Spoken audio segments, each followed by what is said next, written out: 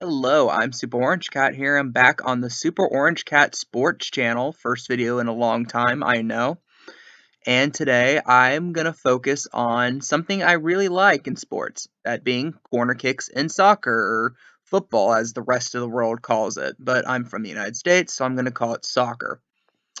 And what I'm focusing on is corner kicks, like I mentioned earlier. And I came up with this metric called the Super Orange Cat Super Average, or SOXA, as you see on the right hand of your screen here.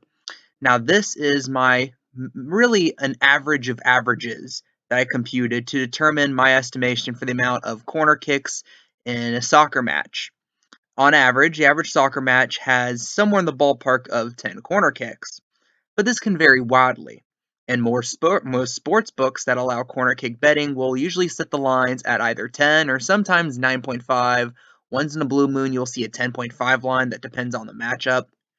And what I did is I used this average to give off my suggestions for some good betting tips for this upcoming slate of matches that starts this Saturday, April 1st, 2023.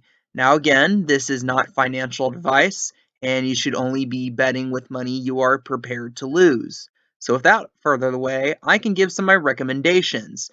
Now, you can see here every match from the slate, but the ones I want to focus on are the ones I've highlighted different colors. The first one we'll look at is this Bournemouth versus Fulham match.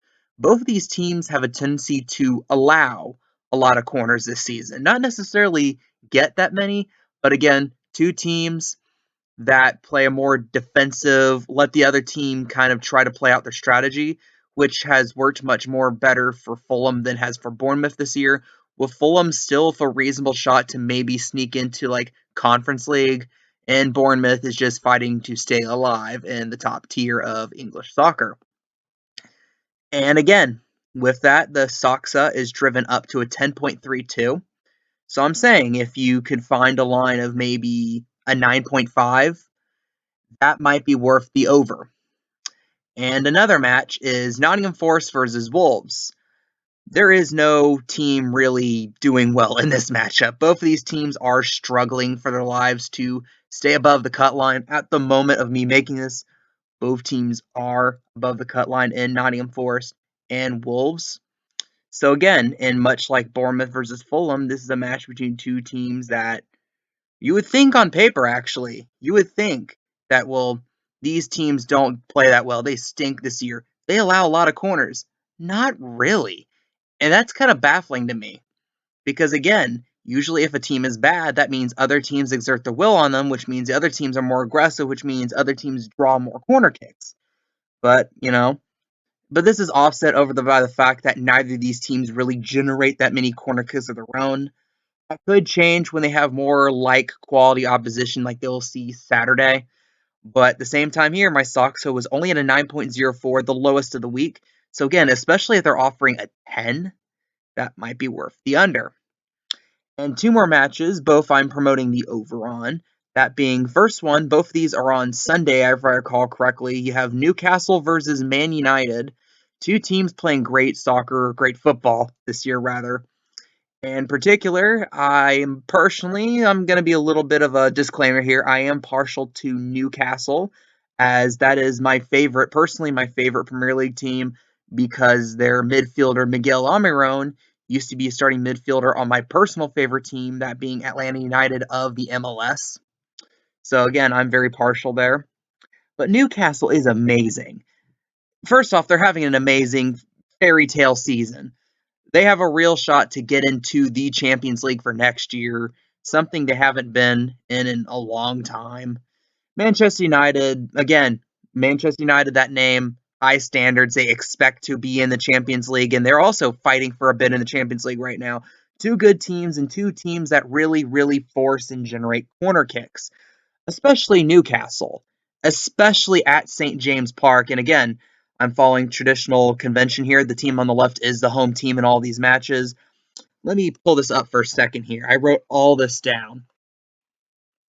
You have Newcastle, and they get a lot of corner kicks.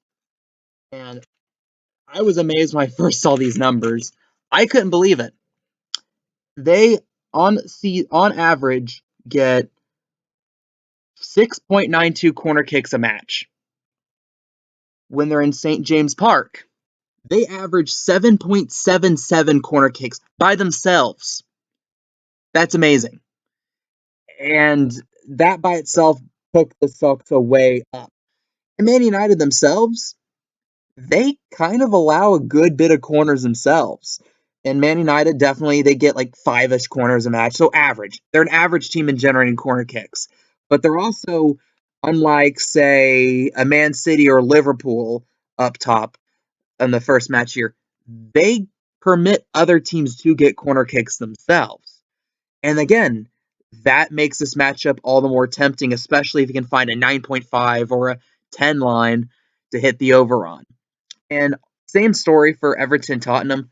Tottenham gets a lot of corners. Everton has had a horrible season and they have allowed a lot of corners.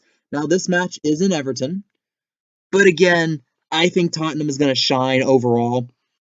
And even if Everton puts up a fight, they might generate corners themselves. So you have Tottenham, which is probably going to generate corners, Everton, which is going to be fighting to generate corners, because again, when you're getting this late in the season, you only have like 8, 9 matches left for most of these teams. The teams at the bottom, teams right around that cut line, they're going to be fighting for the lives, and you're going to see some feisty, scrappy football. And right here, Everton, they're going to be aggressive. They're going to generate these corner kicks. And Tottenham, again, they themselves, again, well, relatively much better than Everton, they will get corner kicks too. And that had my highest Sox of the week at a 10.66.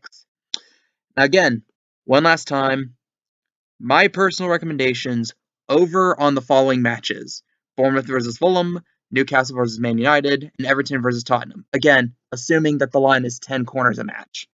And the one under I'm suggesting is the match between Nottingham Forest and Wolves. So again, what do you think? Do you like me covering these EPL corner kicks like this? Please like, please comment, and subscribe. That goes a long way. I am Super Orange Cat, and that is all.